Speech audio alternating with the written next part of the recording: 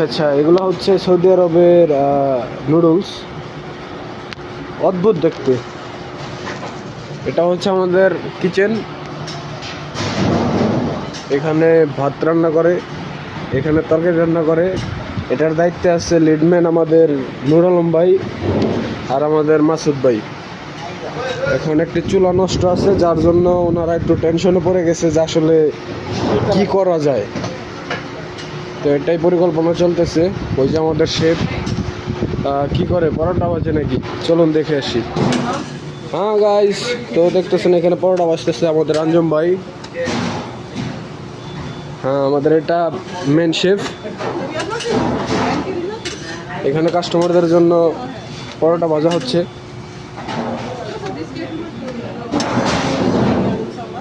সব সময় হাতে হ্যান্ড গ্লাভস, এগুলো তৈরি করা হয় না। আঞ্জুম ভাই কেসে আপ?